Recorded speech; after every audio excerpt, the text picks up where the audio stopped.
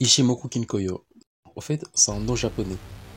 Dans cette vidéo de quelques dizaines de minutes, je vais te parler de tout ce qu'il faut savoir sur l'indicateur le plus facile à utiliser. D'ailleurs, c'est pas un indicateur, c'est un système de trading le plus facile à utiliser en fait de prédire et d'analyser les prochains mouvements des cours, d'exploiter au mieux des tendances et de comprendre les dynamiques des marchés. Donc, au premier vue, Ishimoku est un indicateur compliqué, mais après l'avoir compris, c'est vraiment une beauté. Lorsque j'ai appris l'indicateur Ishimoku, lorsque j'ai appris les systèmes de trading d'Ishimoku, elle n'est jamais sortie sur mes graphes. Dizaines de minutes, vous allez donc apprendre à découvrir cet magnifique indicateur Ishimoku Kinkoyo. Ishimoku Kinkoyo n'est pas un simple indicateur, comme le pensent malheureusement plusieurs personnes, mais c'est une technique de lecture de marché complet. Cette technique de lecture a été élaborée par Goichi Osada de 1898 à 1982. Il était journaliste japonais, spécialiste des marchés pour Capital Newspaper. Il a commencé à travailler sur l'indicateur vers les années 1930. En 1935, il publia une première embûche de sa technique sous le nom des Ishimoku Sanji, dont les premiers caractères signifient d'un coup d'œil, en fait c'est en japonais, et les suivants pouvaient se traduire par un homme se situant sur la montagne. Malgré la suspension de ses travaux pendant la Seconde Guerre mondiale, et après 20 ans de tests, il finit par publier en 1965-68 l'intégralité de ses recherches en 7 volumes, Ishimoku Kinkoyo. Les caractères japonais de ces noms donnent l'intégralité de la philosophie derrière ces systèmes d'analyse. Avec Ishimoku qui signifie d'un coup d'œil, donc ça nous donne une rapidité, une clarté dans l'analyse, donc on n'aura plus besoin de commencer à tracer des graphiques pour savoir si le marché va monter ou si le marché va baisser. Donc dans ce coup d'œil, on a tout ce qu'il nous faut. Kinko signifie équilibre. Les fameux niveaux de 50, les fameux niveaux d'équilibre. Dans la vie, les notions d'équilibre, c'est très important. Et Yo qui signifie représentation graphique. Donc cette méthode tomba cependant à dissuète après la disparition de son auteur en 1982. Elle fut remise au goût du jour qu'en 1996 par Hidenobu Tansaki de Nikko City Group Securities, qui publia Ishimoku Kinko Studies. Ce livre sera élu meilleur livre d'analyse technique par le journal Nikkei pendant 9 années consécutives. Oui, c'est sûr, c'est au Japon. Les meilleurs livres, si vous voulez apprendre beaucoup plus sur la méthode, sont Cloud Chart de David Linton et Les Trading avec Ishimoku de Karen Pelwal. Ishimoku Kinkoyo signifie l'équilibre d'un coup d'œil, dont la notion essentielle à retenir est que cet indicateur montre l'équilibre du marché. Donc, elle te montre en un coup d'œil l'équilibre du marché. Parce que vous devez savoir que le marché, c'est une affaire d'équilibre entre les acheteurs et les vendeurs. Lorsque les acheteurs sont nombreux que les vendeurs, le marché monte. Lorsque les vendeurs sont plus nombreux que les acheteurs, le marché baisse. Et puis avec Ishimoku, on peut donc repérer cet équilibre dans ce coup d'œil. Les 5 droites qui les composent matérialisent le point d'équilibre des prix et avertissent des potentielles ruptures de cet équilibre à exploiter pour entrer sur les marchés. Donc, Ishimoku va nous permettre de regarder cet équilibre avec ces différentes lignes, ces différents indicateurs. Il va donc nous dire que cet équilibre va être rompu et nous va nous pousser donc à intervenir, à exploiter cet déséquilibre qui est donc le déséquilibre à l'achat quand les acheteurs sont nombreux que les vendeurs, et le déséquilibre à la vente lorsque les vendeurs sont plus nombreux que les acheteurs. Ce système est basé sur l'équilibre du marché en estaté et représente la dynamique des acteurs. La rupture de cet équilibre indique la prise de contrôle des vendeurs d'un côté ou la prise de contrôle des acheteurs de l'autre côté qui va donc entraîner les prix dans une tendance. Ishimoku, grâce à sa façon de lire l'équilibre d'un coup d'œil, nous permet de comprendre la santé de la tendance et de surfer jusqu'à son retournement. Ishimoku Kinkoyo, avec ses 5 lignes, il est composé de 5 lignes, 5 indicateurs en quelque sorte. Donc le système complet il est composé par 5 indicateurs. On a donc la Tenkan-sen, qu'on va donc appeler la turning line. Donc c'est ma ligne en rouge sur mon graphique. Donc c'est mon graphique, vous avez ici la Tenkan-sen qui est juste ici. Vous avez aussi la Kijun-sen qui est ma ligne bleue, qui est ici, on l'appelle la standard line en anglais. Et on a les Kumo. Les Kumo, il est constitué par des lignes, donc des indicateurs. On a l'indicateur qui est au-dessus, qu'on appelle la SSB. Et l'indicateur qui est en dessous, on appelle ça la SSA. Donc la SSA et la SSB constituent ce qu'on appelle les nuages. Et de l'autre côté, on a la Shiku. temporelle de cet indicateur qui est assez simple. Donc si vous la lisez et si vous voulez lire de façon simple l'indicateur Ishimoku, il va donc vous suffire de regarder les espaces temporaires. Ok, l'espace temporaire de l'Ishimoku est une haute originalité. On a donc les présents. Dans le présent, il y a la Kinjun et la Tenkan et on peut le regarder donc ici. Donc les cours sont ici, les prix sont ici. On a donc la Tenkan et la Kinjun qui sont dans le présent. Par contre, dans le passé, dans le futur, on a les Kumo. Donc on a les Kumo constitués par la SSA et la SSB. Donc elles sont projetées des 26 périodes. Quand vous affichez l'indicateur Ishimoku sur vos graphiques, vous allez donc avoir les Kumo qui va être projeté des 26 périodes en avant. Vous allez avoir la Shiku qui va être projetée des 26 périodes en arrière. Et dans le présent, vous aurez la Kinjun et la Tenkan uniquement. Alors si on se concentre uniquement sur les présents, on n'a que des courbes. Donc la lecture devient beaucoup plus aisée, beaucoup plus facile quand vous les regardez de cette façon. Et ça, c'est une autre originalité de cet indicateur. Maintenant que vous avez compris c'est quoi l'indicateur Ishimoku, on va donc passer à autre chose, comprendre chaque composante. On va donc essayer de décortiquer composante après composante. La Tenkan-sen. La Tenkan-sen, ou appelée en anglais la turning line, elle représente donc le prix moyen des prix sur les 9 dernières périodes. Donc le prix moyen, c'est prendre les 9 dernières périodes et les diviser par 2. Une moyenne mobile simple se calcule en prenant les 9 derniers cours de clôture et puis les diviser par n, les nombres qui est de 9. La notion des paliers ne peut donc pas exister puisque le calcul sera différent à chaque bougie, à chaque nouvelle bougie. Son rôle, le rôle de la turning line, de la Tenkan-sen, dans les systèmes de lecture Ishimoku est une rôle d'alerte dans les retournements du mouvement des prix. C'est donc la droite la plus faible du système. Donc, je vous ai mis des exemples. D'un côté, vous avez donc la Tenkan-sen avec sa façon de calcul, la Tenkan-sen sur votre graphique. De l'autre côté, vous avez donc la moyenne mobile à 9 périodes. Vous regardez très bien la différence entre la Tenkan-sen et la moyenne mobile à 9 périodes. Donc, la Tenkan-sen n'a rien à voir avec une moyenne mobile à 9 périodes parce que la méthode de calcul elle est différente. On peut donc regarder ici que sur la Tenkan-sen, il y a des petits paliers, mais sur la moyenne mobile, il n'y a pas ce petit palier. La Kinjun-sen. La Kinjun-sen, ou appelée Standard Line en anglais, il est calculé de la même manière que la Tenkan-sen et représente le poids moyen sur le 26 dernières périodes. Comme on le verra dans la partie concernant les trading, c'est également ces droites qui donnent les signaux d'entrée et les signaux de sortie des marchés. L'information donnée par la Kinjun est capitale dans la lecture de l'Ishimoku. Elle est donc le point de repère essentiel pour l'analyse.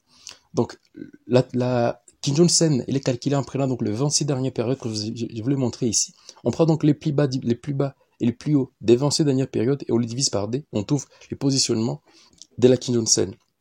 Regardez donc la différence entre la moyenne mobile à 26 périodes et la Kinjun-sen qui est donc calculée sur les 26 dernières périodes. Donc la différence elle est visible parce que sur la moyenne mobile il n'y a pas ces paliers, donc ces paliers, ces petits plats. Par contre sur la Kinjun il y a ces petits plats. Les Kumo, projetés dans le futur, donc instant T plus 26, il est composé des deux droites. Cette projection en avant est le premier aspect original de l'Ishimoku qui les différencie des autres outils d'analyse technique, plutôt situés uniquement dans les présents. L'image est formée par des lignes, la SSB et la SSA. Donc la Senkuspan A, ou appelée SSA, est une autre mesure d'équilibre, car elle est calculée en prenant la moyenne entre la Tenkan et la Kinjun représentant l'équilibre des prix entre les courts termes, les 9 périodes, et les moyens termes, les 26 périodes. Puis, elle est projetée des 26 périodes dans les futurs. La seconde span B, quant à elle, est la deuxième droite d'équilibre important, du fait que son calcul prend en compte les points moyens entre les points les plus hauts et les points les plus bas des 52 dernières périodes, donc les 52 dernières bougies. Donc si tu es sur un graphique daily, tu vas donc prendre les 52 dernières bougies daily. Si tu es sur un graphique H4, tu dois donc prendre les 52 dernières bougies H4. Si tu es à H1, tu dois donc prendre les 52 bougies horaires, donc les 52 heures, donc les 52 dernières heures. Et tout ça projeté donc des 26 périodes en avant, ok? La dernière droite, c'est la Shikuspan. La Shikuspan, ou appelée en anglais lagging span, elle est la deuxième caractéristique originale de l'Ishimoku. Elle représente donc la clôture de prix actuelle en retard de 26 périodes. La Shikuspan représente le filtre du système. Cette droite est considérée comme la mémoire du marché, en ce sens qu'elle permet de comparer la situation actuelle des cours avec elle de 26 périodes en arrière. Donc, la Shikuspan, c'est les cours, mais en retard de 26 périodes. Donc, vous avez donc ici la Shikuspan, là vous avez les cours. Regardez donc mon point 2 égale à mon point 2'. Donc, c'est juste que la Shiku, elle est retardée de 26 périodes en arrière. Donc, les éléments importants, elle est projetée. Donc, vous avez donc les nuages qui est projeté de 26 périodes en avant. Vous avez donc la Shikuspan qui est projetée de 26 périodes plutôt en arrière. Donc, c'est la même chose ici au point C. Donc, regardez C'. Et, donc, C est en retard de C', B est en retard de B'. Donc, alors, maintenant que vous avez compris chaque composante de cet indicateur, on va donc essayer de voir comment exploiter chaque composante. Ok, on a fait une présentation sur chacune de ces composantes. Il va donc vous apprendre à exploiter chacune composante, donc comment interpréter chaque composante. On va donc commencer par l'interprétation de la Tenkan-sen, ou appelée la turning line en anglais. La cassure de la Tenkan est un signal des changements dynamiques. Donc une dynamique, c'est un mouvement, ok, un mouvement puissant, soit à la hausse, soit à la baisse. Quand vous avez donc la cassure de la Tenkan, soit par les hauts ou par les bas, vous avez donc un changement dynamique. Par exemple, ici, on avait donc le marché qui baissait. Quand le marché a cassé la Tenkan par les hauts, on a eu donc un changement dynamique. Le marché donc est passé de baisse à hausse. Une pente de la Tenkan est un signal de dynamique forte. Donc quand vous voyez la Tenkan s'incliner fortement, vous avez donc une dynamique qui est forte sur le marché, donc le marché bouge fortement. Par contre, quand vous avez une Tenkan qui est plate, vous avez donc un signal de pause sur le marché à court terme ou absence de dynamique. Donc comme par exemple ici, on a donc l'absence de dynamique ici, mais là on a une dynamique qui est forte, une poussée assez énorme sur le marché. Voilà, une Kijun plate est un niveau historique des supports ou résistances. Donc ça dépend des cas, si c'est à l'achat ou à la vente. Donc en plan Tenkan peut être un support ou une résistance. Une Tenkan plate est éloignée des prix, crée un effet élastique. Alors je vous montre tout ça. Donc là vous avez le marché qui a fortement monté, et là on a donc en plat. Ces plats donc a créé un effet élastique, donc à partir de ces bougies rouges ici, on a donc eu cet effet élastique. Donc quand vous regardez que la Tenkan s'éloigne des cours, le marché doit avoir tendance, dans la plupart des cas, à revenir à la Tenkan, à revenir à son équilibre. Dans une tendance, la Tenkan-sen est les premières lignes des signaux d'alerte. Quand vous êtes dans une tendance, un mouvement qui est forte et qu'on casse la Tenkan, c'est une première ligne d'alerte.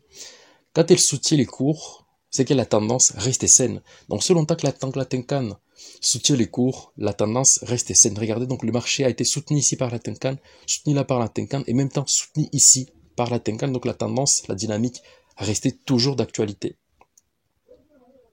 La Kijun-sen, différemment de la Tenkan, la Kijun est une ligne moins volatile. On l'appelle en ligne des signaux. Quand on la casse, la dynamique est mise en question. Donc quand vous avez une tendance qui est baissière, par exemple, qu'on casse la Kijun, cette tendance baissière ou cette dynamique baissière est remise en question. Regardez donc, ici on avait donc la Kijun, ma ligne bleue qui est ici. Aussi longtemps que le marché était soutenu par cette Tenkan, par cette Kijun, pardon, le marché tenait très bien jusqu'à ce que le marché casse enfin la Kijun, et on voit que le marché s'est renversé. Même chose ici, on a donc cassé par les hauts la Kijun et le marché a fait une poussée énorme à la hausse. Une Kijun plate est un signal de dynamique forte. Une Kijun en pente est un signal de dynamique forte. Une Kijun plate est un signal de pause sur le marché. Donc en dessous de la Kijun, la dynamique en dessous de la Kijun, la dynamique est baissier. Au-dessus de la Kijun, la dynamique est plutôt haussier. Donc, quand vous êtes au-dessus de la Kijun, vous avez donc une dynamique qui est haussière. Quand vous êtes en dessous de la Kijun, ici, la dynamique est plutôt baissier. Et à part ça, le pente, quand vous avez donc la Kijun qui se met en pente, vous avez donc une dynamique qui est forte. Mais quand vous avez la Kijun qui est plate, donc mes différentes cases rouges, ça montre donc là où la Kijun était plate. Regardez ici, la Kijun est plate. On avait donc une pause sur le marché. La Kijun est en pente, on a donc une dynamique, ces mouvements ici, qui est forte sur le marché. Donc avec ces différents indicateurs des systèmes Ishimoku, vous pouvez donc définir l'équilibre des marchés d'un seul coup d'œil et de prédire le prochain mouvement des cours. La Kijun-sen. La Kijun-sen, donc une Kijun plate est un niveau historique des supports ou des résistances. une Kijun plate et éloignée des cours joue un effet élastique. Donc quand vous voyez que le marché explose fortement à la hausse et qu'il s'éloigne fortement de la Kijun, dans plusieurs pourcents, donc dans 70% du cas, dit-on, le marché cherche à rejoindre son équilibre, donc à rejoindre les niveaux de la Kijun. Dans une tendance, la Kijun-sen est une deuxième ligne d'alerte. Donc quand vous avez une tendance, par exemple une tendance sur le Bitcoin, la cassure de la Kijun va être une deuxième ligne d'alerte sur donc la pérennité de la tendance. Quand la Kijun-sen soutient les cours, la tendance reste saine. Elle peut donc être utilisée pour suivre une dynamique. Par exemple, si vous avez pris un trade à la cassure de la Kijun, vous pouvez donc suivre la dynamique en vous positionnant juste en dessous de la Kijun des 2 ou 3, 4, 5 pips, ça dépend de l'actif, pour suivre la dynamique. Parce qu'une fois qu'on casse la Kijun, vous avez donc un beau signal d'alerte sur la pérennité de cette tendance que vous suivez, de cette dynamique que vous suivez. Les Kumo span. Les Kumo span, ou appelés les nuages au cloud, par un code des couleurs, on peut savoir par un code des couleurs, on peut savoir un Kumo. Par un code des couleurs, on peut avoir un Kumo haussier ou un Kumo baissier. Les passages d'un couleur à l'autre est appelé twist. Donc quand vous regardez, donc avec les Kumo, on peut programmer des couleurs. Pour moi personnellement, je programme mon Kumo haussier en aquamarine et mon Kumo baissier en beige. Donc ce sont mes couleurs préférées. Donc vous pouvez configurer vos couleurs comme vous le voulez, mais ne touchez pas aux paramètres. Donc les paramètres restent le 9 périodes pour la Tenkan, le 26 périodes pour la Kijun, les 52 périodes pour la SSB, et ça restait comme ça. Donc, ne touchez pas aux paramètres, vous touchez aux couleurs, mais pas aux paramètres, parce que ça prend en compte la psychologie derrière. La psychologie derrière ces systèmes d'analyse. Donc, si les prix sont en dessous du Kumo, on est baissier. C'est aussi simple que ça. Donc, regardez les Kumo. Si le marché est en dessous du Kumo, on est baissier. Si le marché est au-dessus du Kumo, on est haussier. Donc, regardez ici. Là, le marché était au-dessus du Kumo. Là, on est passé en dessous. Et là, on est baissier. Alors, un Kumo faible peut être franchi facilement par les cours, pendant qu'un Kumo qui est plutôt large, un Kumo épais, va faire office de résistance aux cours. Donc, l'exemple ici, on a un petit twist, un petit changement entre la couleur beige en aquamarine, donc un Kumo baissier, un Kumo haussier. Voilà, donc ces petits twists, les nuages qui étaient de faible épaisseur, donc on a donc franchi facilement ces fameux Kumo.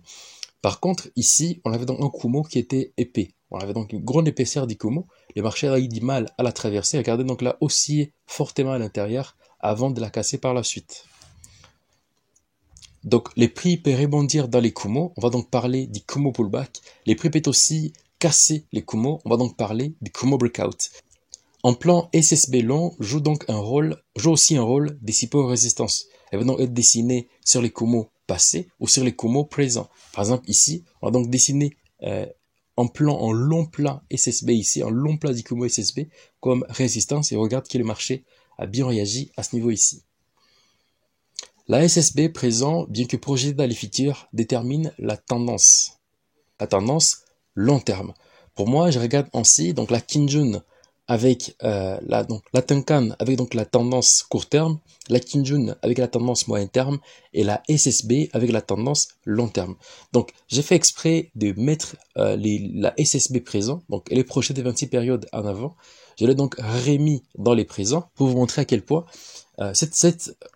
quand on est en dessous de celui-ci, on a donc une dynamique long terme en quelque sorte qui se voit sur le marché. Et la cassure de celui-ci donc te montre l'absence de cette tendance baissière. Donc voilà, bien que je l'ai mis dans les présents, comprenez que c'était juste pour vous expliquer ces propos. Donc regardez, donc les niveaux de la SSB qui est ici correspond exactement au même niveau de la SSB qui est ici. Donc ne mettez même pas cet indicateur dans le présent, parce que vous pouvez donc les regarder depuis les niveaux ici. Donc si par exemple vous suivez ces mouvements à la baisse, vous pouvez donc mettre les stop loss ici, qui va vous dire que à ce niveau-là, qu'on va casser cette Kijun, cette SSB, la dynamique ne sera plus d'actualité. Dernier indicateur, la Chikou span. Tout fait obstacle à Chikou. Donc vous devez maîtriser une seule chose avec la Chikou, tout fait obstacle à Chikou. La Chikou, c'est la mémoire du marché. La Chikou, elle est le filtre et l'élément le plus important du système. C'est aussi une autre originalité de cet indicateur. Donc vous avez donc la Chikou qui va donc essayer d'être joué comme les filtres des systèmes. Quand vous avez un signal, que ce soit par exemple la cassure de la Tenkan, la cassure de la Kijun ou la cassure du Kumo, mais que vous n'avez pas la Shiku derrière qui valide, ce signal n'est pas à prendre en compte. C'est pas un signal puissant. Quand Shiku n'a plus d'obstacle, la tendance est saine et puissant. Le premier gros obstacle à la Shiku va être les prix. Donc les prix sont les premiers obstacles à la Shiku. Quand vous avez donc les prix qui vont potentiellement faire obstacle à la Shiku, peu importe les signaux que vous avez eu, ces signaux doivent être mis en doute. Pourquoi? Parce que la Shiku n'est pas encore sorti, n'a pas encore validé ces signaux que vous avez vus. Quand la Shiku est en dessous et en dessous, la tendance est baissière. Quand la Shiku est au-dessus, la tendance est haussière. Donc quand vous avez donc la Shiku qui passe en dessous des cours, vous avez donc une tendance qui est baissière. Quand vous avez donc la Shiku qui passe au-dessus des cours, vous avez une tendance haussière. Premier obstacle, c'est la Tenkan-sen. Donc tout fait obstacle à la Shiku. Tous les indicateurs des systèmes Ishimoku font obstacle à la Shiku. Et le premier élément, le premier indicateur qui fait obstacle à la Shiku, c'est la Tenkan-sen, qui est d'ailleurs la ligne ligne ou l'indicateur le plus faible du système. Donc, regardez ici que le marché, donc ici vous avez donc la Shiku qui est ici. Donc, on avait un signal, la Tenkan qui était cassée par les hauts, mais la Shiku avait comme obstacle cette Tenkan ici. Et vous voyez que cette signal est un mauvais signal. Pourquoi? Parce que à cause de cet obstacle ici. Même chose ici, le marché donc avait cassé la Tenkan à partir d'ici et il est en train de monter. Mais regardez ici, 26 périodes en arrière, on a donc la Shiku qui montait et a été arrêtée par la Tenkan à ce niveau ici. Alors, la Kijun-sen fait aussi obstacle à la Shiku. Donc, la deuxième indicateur qui fait obstacle à la Shiku, c'est la Kijun-sen. La Kijun-sen qui est aussi une ligne importante du système. Donc, vous avez donc ici le marché donc, qui a cassé à ce niveau ici. Là où je mets mon trait bleu ici. Donc, on avait un beau signal de la cassure de la Kijun ici. Mais par contre, Shiku ne validait pas. Shiku avait des obstacles à traverser, notamment la Tenkan que vous regardez ici, en même temps les cours que vous regardez ici. Donc, ce signal ne pouvait pas être pris parce qu'on avait donc la Shiku qui n'avait pas encore validé. Donc, la Shiku, c'est l'élément le plus important des systèmes Ishimoku. À chaque fois qu'il ne valide pas, vous n'êtes pas en face d'un bon trade, d'un bon signal de trading. Shiku donc est utilisé comme une filtre qui va donc nous permettre de trouver de vrais signaux et des faux signaux. Regardez par exemple ici, vous avez donc ici le marché qui a donc cassé sur mon trait bleu ici. Le marché a cassé par les hauts. Je vous ai d'ailleurs montré l'exemple. La Shiku n'a pas validé derrière et on voit que le marché part derrière et n'est allé nulle part. Par contre, vous avez donc ici la cassure de la Kijun. Ici, donc, on a une belle cassure. Donc, vous avez donc la cassure de la Kijun qui est ici. Là, on a les cours en termes de résistance parce que tout fait obstacle à la Shiku. Par contre, là, les Shiku cassent par les bas. Et vous avez donc un signal qui est propre. Vous pouvez entrer sur le marché et regardez donc le mouvement derrière était fort, était puissant. Parce que vous avez donc essayé de regarder les Shiku comme le filtre des systèmes. Shiku span et les nuages, donc l'échec de la hausse du marché, pouvait se voir sur la Shiku qui n'arrive pas à passer. Même chose donc avec les nuages, donc on a donc ici sur ma ligne bleue, on a donc la cassure. Regardez que donc ici on est en train de monter, bien qu'on avait donc un nuage qui était moins épais ici. Ok, donc on avait un nuage qui était moins épais, donc on avait en twist un nuage qui était moins épais, parce que normalement, je vous l'ai dit que quand vous avez un nuage qui est épais, le marché la traverse facilement. Bien qu'on avait un nuage qui était épais, Shiku, elle avait un nuage ici, et nuage plus les cours, qui donc ont joué un rôle de résistance à la Shiku, et donc nous a donné un filtre qui donc a poussé le marché à la baisse au lieu de les pousser plutôt à la hausse. Un autre élément, c'est les nuages Kijun Tenkan. Oui, il y a les nuages SSA, SSB, qu'on appelle donc les clouds les plus classiques. Et il y a un autre nuage qu'on appelle donc les clouds KSTS. Les clouds KSTS, c'est juste l'espace entre la Kijun et la Tenkan. Donc, entre la Kijun, ma ligne rouge, et la Tenkan, ma ligne bleue, donc la Kijun est calculée en prenant le 26 dernières périodes divisé par 2. La Kijun, la Tenkan, 9 dernières périodes divisées par 2, la Kijun, 26 dernières périodes divisées par 2. Entre les deux, vous avez un nuage, ok? Je l'appelle les clouds KSTS. Alors, quand le marché est au-dessus de ces nuages, on a une dynamique qui est haussière. Quand le marché réintègre cette zone, la dynamique est remise en question.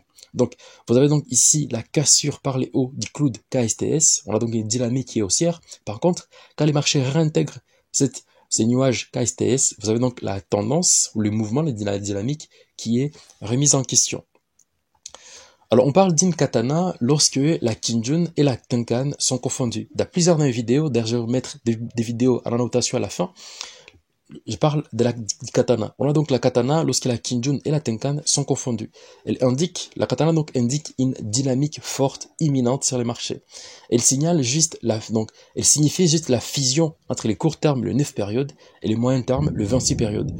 Souvent, quand une katana se forme, le marché corrige moins vers la Kinjun. Donc, quand vous avez une katana qui se forme, ce que vous allez faire, si vous entrez par exemple sur ce signal, vous allez donc coller votre stop loss à la Kinjun parce que le marché va corriger rarement vers la Kinjun.